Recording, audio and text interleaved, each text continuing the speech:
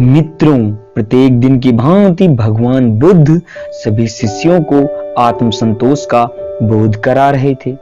आत्मसंतोष ही सबसे बड़ा धन है। इसी ज्ञान का बोध कराते हुए भगवान बुद्ध ने शिष्यों को एक कथा सुनाई। एक गांव में एक गरीब व्यक्ति रहता था। वह बहुत मेहनत करता था, किंतु वह धन नहीं कमा पाता था। इस प्रकार उसके दिन बड़ी मुश्किल से बीत रहे थे। कई बार तो ऐसा हो जाता कि उसे कई कई दिनों तक सिर्फ एक वक्त का खाना खाकर ही गुजारा करना पड़ता था।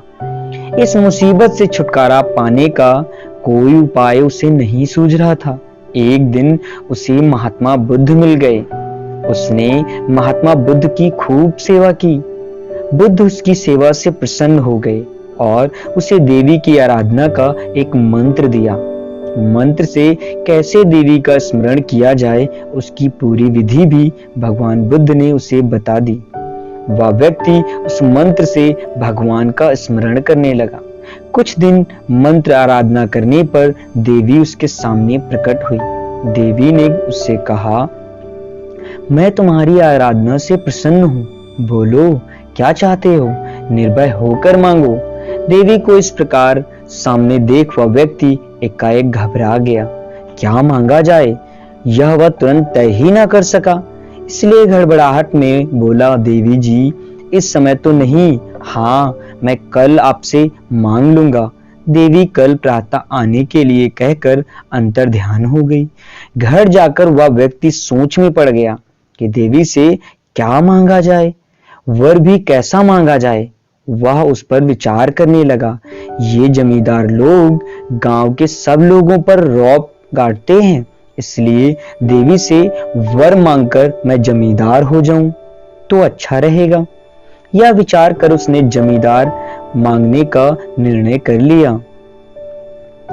इस विचार के आने के बाद वह सोचने लगा कि जब लगान भरने का समय आता है, तब ये जमींदार भी तो तहसीलदार साहब की आरजू मिन्नतें करते हैं। इस प्रकार इन जमींदारों से बड़ा तो तहसीलदार ही है, इसलिए जब बनना ही है तो बड़ा तहसीलदार क्यों ना बन जाऊं। इस प्रकार विचार कर वह तहसीलदार बनने की इच्छा करने लगा। अब वह अपने इस निर्णय को खुश था, लेकिन उसके मन में विचार समाप्त नहीं हुए और कुछ देर बाद उसे जिलाधीश का ध्यान हो आया। वह जानता था कि जिलाधीश साहब के सामने तहसीलदार भी कुछ नहीं है। तहसीलदार तो भीगी बिल्ली सा बना रहता है जिलाधीश के सामने। इस तरह उसे अब तहसीलदार का पद भी फीका लगने लगा। अतः इच्छाएं बढ़ती गई। वह सोचने विचारने में ही इतना फंस गया कि कुछ तय ही न कर पाया कि क्या मांगा जाए। इस तरह दिन तो बीत ही गया, रात भी बीत गई। सवेरा हुआ, वह अभी भी कुछ निर्णय नहीं कर पाया था। ज्यों ही सूरज की पहली किरण पृथ्वी पर पड़ी, त्यों ही देवी उसके सामने प्रकट हो गई। देवी बोली, बोलो, अब क्या चाहते हो? अब तो तुमने सोच विचार कर निश्चय कर ही लिया होगा कि क्या मांगना है।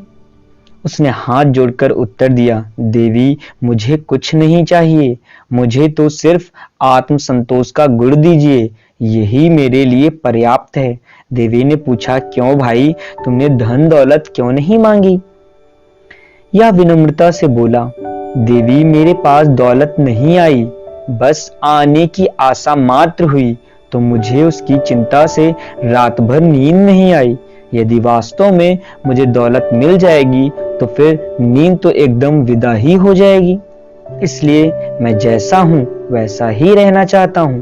आत्मसंतोष का गुण ही सबसे बड़ी दौलत है। आप मुझे यही दे दीजिए।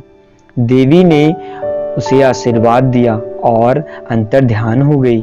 वह व्यक्ति पहले की तरह प्रसन्नता से अपना जीवन बिताने लगा।